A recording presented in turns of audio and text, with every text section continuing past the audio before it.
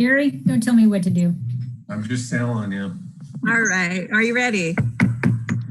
Good evening. I'd like to call the City of Mount Vernon City Council meeting to order for April 8, 2020. The time is now 7 p.m. Welcome everyone who's watching us on TV 10 as well as possibly on YouTube. I'd like to start with a roll call of council members. Councilmember Moberg. Here. Councilmember Molnar. Here. Councilmember Beaton. Here. Councilmember Holst. Here. Councilmember Hudson. Here. Councilmember Carillas. Here. And Councilmember Brocksmith should be able to join us, but possibly a little bit late. All right. Under our consent agenda, we have items A, B, C, and D comprising of minutes, payroll checks, and claims. I'll make a move Go for it. to approve the consent agenda. A second. Right. A motion by Melissa and a second by Mary. All those in favor say aye. Aye. Aye. Opposed, same sign. Motion carries. Thank you very much. All right, under reports, we are going to review some emails from the public. We had asked if they would like to make a comment, they could send us an email. So I'm going to read those into the record. And what I might do is if council has some questions about some of the topics, maybe make a note. And then when we get to the portion of for the good of the order, we could have discussion on that. Does that sound okay with everyone? Yep. Good. So the first email is from Mr. John Humphrey. And it says this: hello, I hope you're well today. I am the person that has been spearheading the movement to install a fiber optic network in Bellingham, as you have in Mount Vernon. We have considered moving our small business to Mount Vernon many times because you have affordable fiber optics, your rents are lower, you're closer to Seattle, and you are on the I-5 corridor. At no time has it been so evident that the big telecom companies are not only overpriced, but not adequate to meet the needs of a modern city as during this crisis. We are all jealous not only of your network, but of your excellent IT staff and director. That's nice. Our business is being entirely run using Zoom, Skype, and Google Hangouts right now. We've lost about 30% of our business because we can't get a fiber to the home connection here. I should note that 5G will not meet our needs either, and none of the big telecom connections hold to the testing. How do we know? Because we're load testing them with a server I set up in Los Angeles. No matter what the big telecoms tell you, the only way that they build their networks is always inadequate. Fiber to the home or business is the only real solution, and you're off to a great start in Mount Vernon. While the schools are scrambling to provide low bandwidth wireless hotspots, which will only maintain the digital divide, and Governor Inslee is messaging to the big telecoms even at this critical time that he has their back, the truth is that wireless solutions are only an extension in fiber. In short, every student could be in school right now if you had a citywide network, and your educators could be teaching with very few modifications to multiple students in HD if you ran your fiber to every home and business. That is the only way you could assure that all your citizens have adequate connections, especially low-income families. You could also assure that your economy could continue to thrive and your students could be educated during this odd time. However, this time is not unprecedented. Plagues often happen. We were simply unprepared, and one of the ways we were unprepared is our statewide approach to broadband. So I urge you at this time to prepare not only for the next few months, but also the future of aggressively expanding your fiber optic network to residences. You're already way ahead of Bellingham, so why not go to the next level? I will provide you with our test data once we gather some more information. In short, every big telecom connection we've tested is totally inadequate. The big telecoms have proven time and time again that they have no interest in doing it right. It's time to do something better. Thanks, John Humphrey. Okay. The next email that was sent is from Mario Brown, and it's a little lengthy too. I'll try and read it. And I know council members already received this and have probably reviewed it. Jill, thank you for giving me a call back yesterday. As we discussed, I own a commercial property at 1100 Roosevelt Avenue. It is a 10,000 square foot building and has 3 of 4 suites occupied. I was right in transition of having a new vacancy in the 4th suite as I didn't renew their lease as their business was stressing our building's park capacity. So ultimately, with the governor's shutdown, 3 out of 3 businesses in my building have effectively been shut down since mid-March. The 3 businesses are a hair, a beauty school, fitness gym, and physical therapy business specialized in working with disabled kids. This situation has essentially made my building vacant and will be for it looks like nearly 2 full months. I feel strongly that if we're all going to get through this, we will need to work together. It is my understanding the county has taken the stance that there will be no extensions on property taxes. I understand the government need for those taxes to fund schools, hospital, fire, police, etc., on top of the city and county employees. That being said, it will not do anyone any good to have buildings left empty if these businesses can't make it. If businesses can't make it, neither will landlords, which in turn will put stress on government's ability to collect on all commercial property taxes. Besides owning the 4 suites, I also own 12 residential units. Through the course of this, landlords have effectively seen our property rights stripped from us by the governor's office. Whether there will be a full legal fallout from this or not is not why I'm writing to you and the committee. I'm writing to you today to ask the council to look at the possibility of prorating our taxes and services for the entirety of the shutdown. If the building is essentially empty through no fault of any business, it would only seem logical that sewer and garbage be waived. I would also like to see taxes reduced by the amount equal to the shutdown time as a prorated amount. I know to do this all at once will put significant stress on the government. However, won't it put an even larger stress on the government and the buildings remain empty? Maybe these could even be credits that are taken over a period of time. Also, as we discussed, we could see even larger paradigm shift with how people operate their businesses. More people will likely work from home after this. Retail has surely gotten to be less and less in demand. I think this experience for us will only increase the rate of retreat from retail. Affordable housing, on the other hand, continues to be a major concern. I would like the committee to take a good hard look at letting landowners pursue converting their commercial property to either mixed use or residential units. Vacant buildings are most definitely going to be on the horizon, and I would like to get ahead of that for my own property. Thank you again for hearing me out. Returning a call was appreciated. We're all on this together, Mario Brown. Then there were 3 emails to council regarding 5G and smart meters and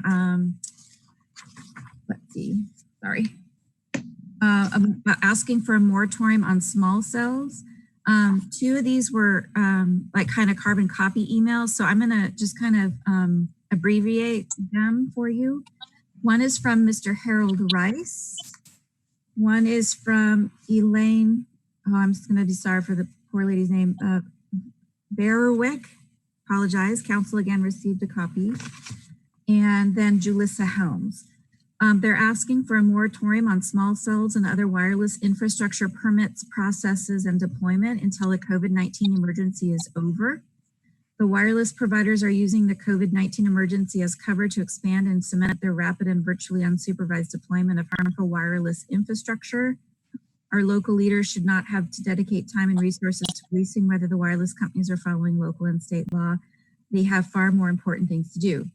The FCC wireless permit rules allow emergency moratoria. Homeland Security guidelines emphasize that maintaining of existing communications capability is a priority. New construction is not essential. The emergency has led to a government shutdown of non-essential activity. Now is not the time to be dedicating resources to expanding rather than just maintaining our networks. Talks about the FCC has directly held a local jurisdiction can impose a temporary halt to deployment permits during emergencies and references FCC reports. Homeland Security has declared that local government is on the forefront and can take control over determining whether a temporary halt to all non-essential activity. Homeland Security guidance documents prioritize maintenance of existing communication systems and do not support essential status for new construction. Again, cities can and should impose a moratorium on deployment of their local area and freeze the permit process until the COVID-19 emergency is over. And then there's one more. This is from Mr. Scott Correa. Greetings, Mayor and Council. First, let me say thanks for doing a good job in interesting times. I have 2 items. Item 1, on tonight's agenda, we have the request to enter into contracts for the design of street and trail improvements. I also note that the most of the funding is grant funded or federal pass-through funds. I believe that we need to be very cognizant of the changing conditions in our local economy. I would suggest we not expend money on niceties where we are the primary funding source. Unemployment is up, sales tax revenues will be down sharply. The Tulip Festival is gone for a year, and I feel that we should adopt a new fiscal stance of belt tightening in the face of these uncertainties. Now is not the time to expand a sewer treatment plant that is working nor the time to push a $31 million fire department bond. Let's all work on getting to the other side of this massive shift in the economy and rein in spending focus on necessities. Item 2, our previous fire chief used to hold periodic mock disaster drills that brought city council members and the mayor together with fire and police personnel to practice the skills they might need during events like earthquakes. Part of that drill was issuance of practice emergency mayoral proclamation. Inside that proclamation was the prohibition of law-abiding citizens to carry legal firearms in public. I respectfully ask a reversal of this policy as it reduces the ability of law-abiding citizens like myself to ensure my family's safety in a time when police will have high service requirements and may not be available to my family when we need them. Thank you for the considerations of these matters, Scott Correa. Okay. And I didn't receive any other public comments. I don't know if any city councils did or not. Nope. Okay. Good. Under new business tonight, item A is the approval of an agreement. It is the Colshan Trail Safety Lighting Project. And Bill Bullock, our city engineer, is going to present this item to council. Bill? Good evening, council. So before I start, we have two different projects we're getting ready to start design on. And the selection process for the consulting engineers, we had an evaluation team of myself, Dean Gilbert from Public Works, Darren Christensen from Public Works, Alan Danforth from Planning, and Kevin Mathis from the PD. And Kevin's right now also working on another section of lighting the Colshan Trail over by 30th Street. So that's part of the reason why he was included in this, because he has a particular interest in the Colshan Trail especially. So the Colshan Trail Safety Lighting Project, this project will install this street style lighting throughout the length of the trail from Habitat for Humanity to 18th Street, as well as 4 entrance sections. It also will incorporate what I'll call security camera attachments or plugins in the streetlights for additional security, and will give PD, the police department, the flexibility for camera locations anywhere on the trail. So we may have like 8 security cameras that then they can locate wherever the strategic position is. Design will take about 2 to 2.5 months, and is going to allow the city to take advantage of an obligation gap with the federal funding for Skagit Council of Governments. And so we have an opportunity, we have to obligate the funds by August 1st, and then we could potentially have this project constructed in sometime in October or November of this year. So having it fully installed before the end of the year would be a really great opportunity. So again, it's federally funded through the TAP program. That's a Transportation Alternative Program. And it was prioritized through the Skagit Council of Governments. The award total for the project is $295,000. The design, which is made up by a design of about $25,000 and construction of up to $270,000. And so Public Works is asking for council to authorize the mayor to execute a contract with the preferred candidate, which was Transpo Group, and so we can begin design. All right. Any questions? It's a project we've been hoping for the upgrades on the trail for some time. So any questions for Bill on this particular item? Yeah, I got one. Hey, Bill, when you talked about the outlets on the poles, are those high up on the pole? Yeah, they would be on the top. So there won't be any outlets that's accessible, but the plug-ins for the cameras will likely be on the very top of the pole. Perfect. To give them a good vantage point. Yeah, that's great. Yeah. Okay. So Bill, on both of these projects, this money is federal grant money that's been allocated to the city of Mount Vernon through SCOG. There's no city funds that are going into this, correct? Well, no, there is a 13.5% match on each project for the federal funds.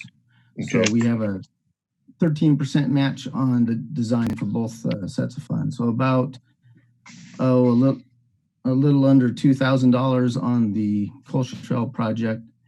And here I can look up what it is on Freeway Drive. It's a match on the design only, correct? There's also a match on the construction funds, but for right now, we're only obligating design. And where are we taking the funding for this? Is this coming through the The transportation funding, I benefit believe, district? is, well, Doug might be able to help me answer that, but I believe it's coming out of TIB and essentially the Arterial Street Fund. Is that correct, Doug? Yeah, that's correct. For right now, that's where that's plan on coming from. Okay.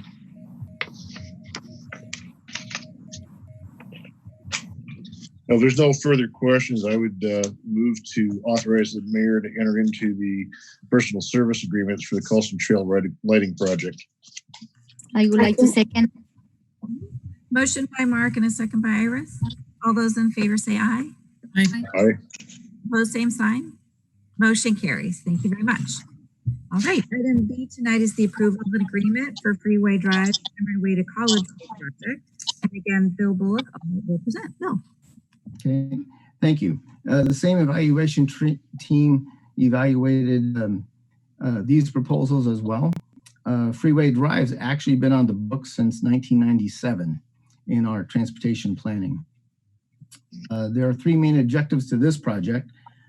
First one is to install sidewalks on the west side and bike lanes in each direction. And so we will have a continuous sidewalk connection from downtown all the way to College Way and beyond at the end of this project. Then the other is to install new stormwater drainage and treatment on the west side because we're putting in curbs and gutter as opposed to sheet flowing across the shoulder. And then the other big piece with this is the pavement all the way from Cameron to College, because next year we're planning on overlaying Freeway Drive from down. I'm going to mute Bill for a second. I think that wind's getting to his microphone. Hey, Bill. Yeah. So your mic is giving some interesting feedback noise. Okay. Can you restart from where we were talking right after disturbing the curb and gutter and stormwater treatment?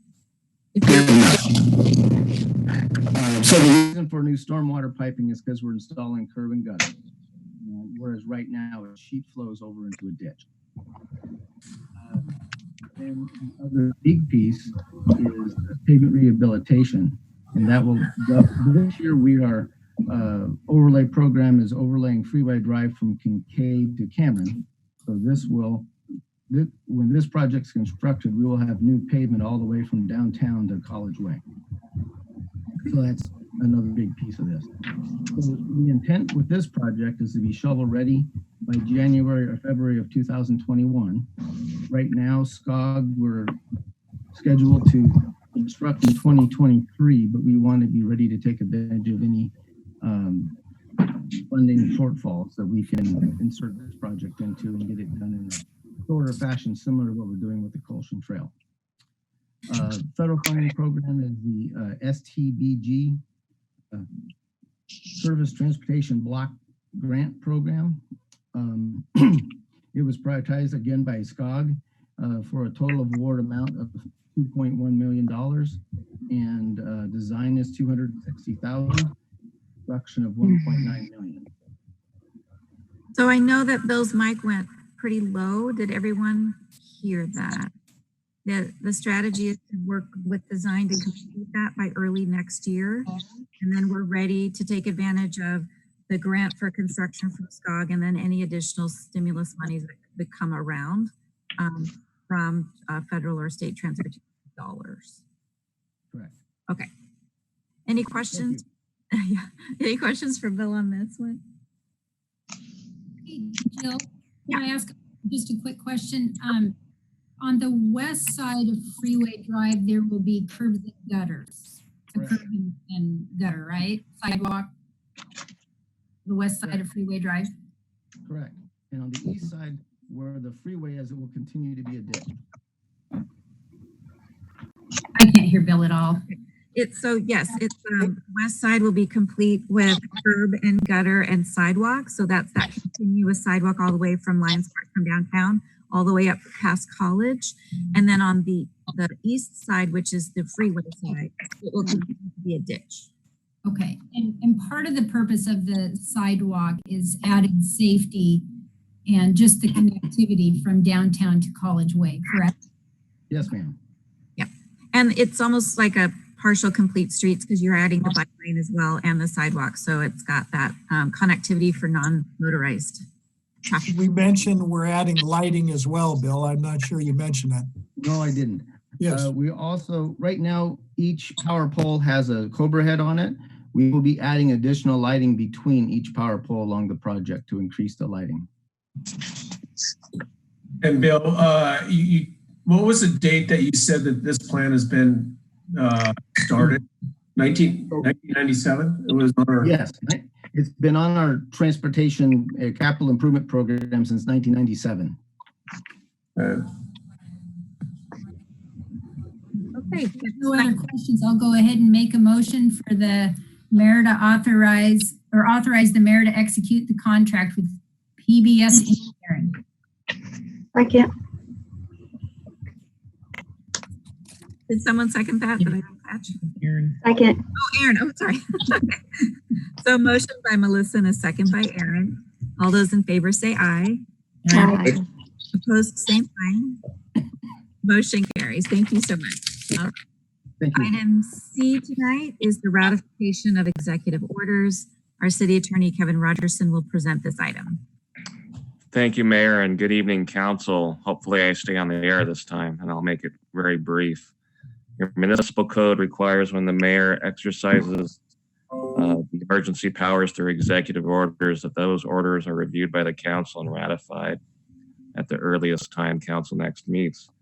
Before you are two orders, orders number 4 and 5. These orders do not change substantively anything that was done previously, but extends those to basically piggyback to the governor's order, which is in May. So you have an extension of the previous orders to April 8th, and then we heard that the governor was extending the stay home, stay safe order, and we extended all previous orders again to May 4th. And as you know, the previous orders are the closure of public facilities and the extension of the temporary homeless shelter. Any questions for Kevin on the item? So I'd like to just make a comment on this. One of our community comments earlier was talking about the possession and transportation of firearms. I think there's a kind of a blanket executive order that you can download from the state with a checklist. I don't think we have any set template that we use. We utilize the information that we have and base that on what the current situation is. The concept that there's a blanket template out there that would ban everything just isn't true. And I think that when the mayor and the city attorney put together these executive orders, they were very conscientious of people's Second Amendment rights, and they didn't include that in here. There's not included in the extensions, and I would think that probably in the future that probably wouldn't be an issue either. But I just don't want the public to think that we've got this blanket template of executive orders that bans everything. Everything's looked at item by item and put together. Yep. Also, because I realize that this to some is an important issue, on the COVID-19 page for this, we went ahead and created a section that shows executive orders and the emergency declaration. So they're all on one page now. They're of course all published with, public documents and during council packets, but we put them on there in case anyone wants to click and read them as well. So thank you, Mark, for clarifying that. Okay. And with that, I would move the council authorize the extension of the executive orders. Right. Second. Motion by Mark and a second by Gary. All those in favor say aye. Aye. Opposed, same sign. Motion carries. Thank you so much. All right, item D tonight is for the good of the order. This is where we just have a COVID-19 pandemic response and discussion. So the chiefs are on the line, and so I thought I would ask them to give you just a quick update of what is going on from their perspective. And so if we want to start with Chief Kamek, would you like to start? Sure, thank you, Mayor. For the past couple of weeks, we've, I guess, been just kind of going through, some of the adjustment shifts as the momentum of this COVID cycle goes. Probably the most recent thing that we're in right now is addressing some of the concerns and complaints that are coming in from the community about non-essential businesses or essential businesses, the two different ones operating. We've probably had about a dozen of those call-ins. They come in a variety of forms. We're starting to get feedback from the state now because they're able to go online to the Attorney General's website, and they're dividing those up and sending them back to the local jurisdictions. So we've had about a dozen of those. In all the cases that we've looked into, we haven't had to take any enforcement action. Most of them have been clarified that they were either operating properly or they were no longer operating or winding down. And they've ranged everything from businesses to gatherings in public places to people concerned that there was too many cars, at a person's house. So it's been kind of a wide range of things. We're fortunate too in the ability to handle these complaints because we have an officer who's just back from the academy, ready to enter into field training. And so he gives us some limited capabilities, but we're using him to look into these complaints. And that's been a nice help too, because he's getting to practice some of his report writing skills and interviewing skills and looking at creative ways to approach these businesses because, we don't want to make, or these situations, I guess I should say, because we don't all want them all to be in-person ones. So it's researching online and things like that. So, and from overall activity, I would just say, if you look at quarter over quarter, 2019, 2020 for us, we're really only down maybe about 6% of the total calls from that quarter. The difference for us is really that what categories of calls are coming in. So we've seen an increase, as you'd expect, in calls related in homes. So like our domestic violences are up, or custodial interference calls. There's some concern, when this lifts, will we get more reported to those areas because people are sheltered in spots that are maybe less safe, but there's some inability to report. So, and the other thing that we're preparing for is when this does lift and the courts reopen, there'll be a kind of a backlog wave, if you will, of cases that have been charged but have been put on hold. So we've been busy, we've been steady. Overall, we've been healthy, and we're just continuing to try to serve and meet the needs as they come before us. Okay, thanks, Chris. Any questions for City Council to the chief? Okay, then I'm going to ask. Thanks, Chris. Fire Chief Brian to give an update on what he's been involved in working on. Go ahead, Brian. Yeah, just making sure my audio came through. My video didn't come back up for some reason. So from the fire department side, we've stayed pretty steady with our call volume. It hasn't really seen a huge uptick. Obviously, we're seeing a few of those other calls for the flu-like symptoms and that standpoint. But from an overall call volume, it stayed pretty steady with that. Obviously, we're taking more time on each of the calls, so we're seeing a little bit longer in our commitment times for the calls just because of the PPE we have to wear. And I think the crews are doing a great job of making sure they're prepared when they get out there. I know initially when this started up, there was some dialogue, loose talk around throughout the county about the availability of PPE. I can tell you from our fire department side, we haven't had any shortages of it. We had some times where we were making sure we're planning ahead and having it readily available, but we never ran short of it at any time.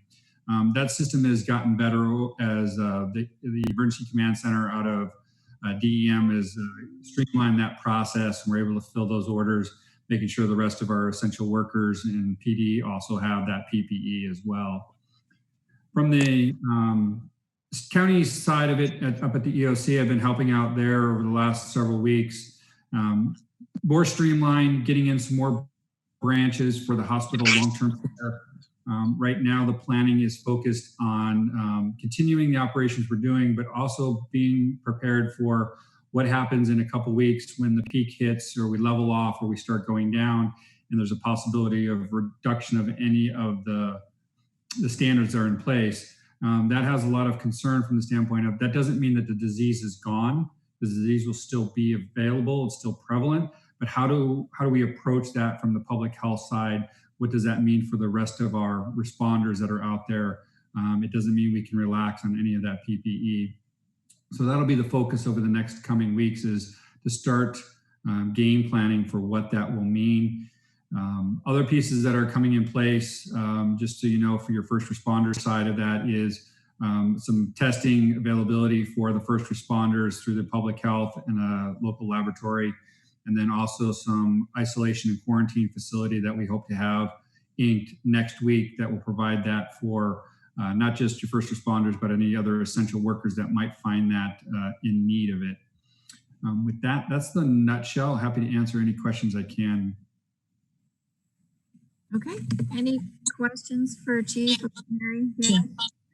Chief, I just wanted to know, can you go into the decontamination unit that you just talked about? Would that be freestanding? Where would it be? Is it for the whole county? How does that work? So you said decontamination, and this, I was talking about an isolation quarantine facility. Sorry, I misstated. Yes. That's okay. So currently, right now, Motel 6 in Burlington is under contract through the Department of Health.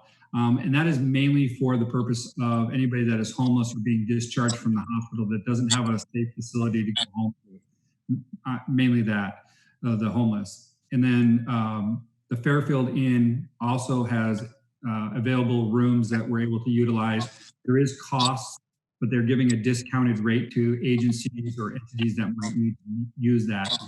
I don't want to mention the name of the other facility until we have it linked under contract, but that will be at a very low cost, nothing to the city. It'll be through the county EOC, and they also have some donors that are looking to cover that base rate. And what the thought behind that, council member, is, right now we're not seeing a huge need to put folks in that. But again, as this hits its peak and it starts its downturn, the health dialogue has been more on now a more aggressive testing, identifying those that test positive prior to really being bad and symptomatic, and getting them isolated into areas where now we've really had the ability to limit that spread. We think there might be some more use for that facility at that point in time. Super. Thanks, Chief. Okay. Any other questions for Chief Price? Okay, thanks, Chief Price. I'm going to ask Peter, if he doesn't mind, to share a little bit about his work with the Public Information County Joint Information Center. Peter?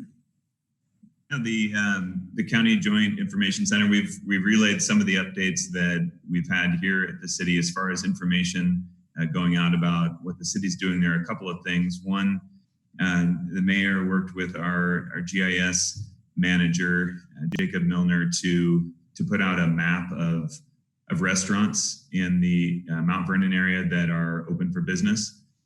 So that is available on the city website, also on the Chamber of Commerce and the Mount Vernon Downtown Association, so people can find out who's open, what services are being offered for takeout and delivery, and also the reminder that even when we are out getting essential services, that we need to remember masks and gloves and other PPE that are helpful and beneficial for that. As far as other public information, was there any specifics that you wanted? We put some signs on our solid waste trucks, so you'll see those around town. The message, stay home, save lives, is one that a lot of the local jurisdictions are just going to run with and really put out to emphasize the importance, especially at this time when we've maybe gotten closer or past the peak, that we need to continue to follow those safety orders. So That is on the side of garbage trucks. You'll see that around town, and also on some reader boards around town. If you're stuck in traffic for any construction projects that might be going on. Okay. Mayor? Any questions? Well, go ahead, Ryan. So just to add to some of Peter's PIOs, as you mentioned that, again, I think something we should be really proud of is this last Monday, we released a video from the Skagit County leadership. Several folks did some videotaping on Friday and produced a video trying to help emphasize that stay-at-home message. Ironically, I think it was on Sunday of that weekend, the State Secretary of Health came out with a request for locals to produce something very similar to that. And so a very proud moment to be able to produce that on Monday, put that out there and get kudos from the state of being the first agency and setting the example. So I think we should be proud of the actions going on from the county with regard to this event. And then for council, I'll share a couple of things and then certainly entertain any questions or discussion you want to have. Your director continued to meet with me every single day. And that's really an amazing group of individuals that are dedicated to help each other. So clearly they have their own departments they're in charge of, but pitching in to offer ideas or support each other. So I'm really, really proud of them. And it really provides a lot of continuity around the city team as a whole. There's been a lot of communication, webinars and conference calls all the way from federal to state to the county health department. Association of Washington Cities hosted a mayor's exchange today. So we're talking with mayors around the state. And that is also very helpful as far as, and then communicating with the local mayors here in the county. One thing that Association of Washington Cities put out a legislative alert to, and you probably received it if you're on their list, is that some of the federal dollars that are being deployed almost don't necessarily apply to cities. It goes to states, to counties and cities of over 500,000 in population. And of course, we would like them to consider all cities regardless of size, since we're all being just as impacted, if not more so, large cities, we feel it worse. So that's part of just keeping in mind any advocacy around that topic. And then lastly, I know we've talked about this in our last council meeting, definitely not out hiring right now. Basically a hiring freeze on positions. There are some exceptions for public safety as we discussed last time we talked. Also a freeze on any non-essential spending. We're certainly very, very aware of that. And nothing's more aware of that than the decisions that came out today that I talked with most of you with and then sent an email was our furloughs. We sent out notices to 29 part-time employees and 15 full-time employees today who will be on a 30-day furlough, depending on what group they're in, starting this Saturday, the 11th or the 15th. We're trying to align it to pay periods. So we've got 44 employees affected by furlough. Again, that's leave without pay.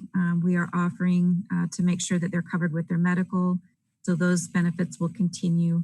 They may or may not, depending on hours worked, be able to draw on unemployment. However, we felt that at this point, we've done as much work as we can remotely or projects. And right now it's just a necessity that we take that action for financial stability. So with that, if there's any questions that you may have, I have some of you on mute just for background, but we'll unmute and then any questions? Mark, did you have? No, it wasn't really a question. It was just, in these times when we look at what our revenue stream is and is projected to be, as valuable as a lot of these employees are, the hard decision still has to be made to cut overhead at this time. And I just have to commend the mayor for stepping up and making that decision to cut back our costs so that in the long term we'll be healthy and stable. So we know these employees will be coming back. Hopefully between the unemployment, both at the state level and what the federal government's going to be pitching in, they'll be made fairly whole. And, the sooner we get past this, the sooner people can get back to work. Any other questions from City Council? Okay. Oh, wait, did I miss someone? That's right, trying to look at all the blocks. Okay. With that, then, please again, keep in touch. I know that we are pushing out as much information as we can. Incident action plans are pushed out to you, but feel free to call at any time, as you know, to talk over something you're concerned with or point out something.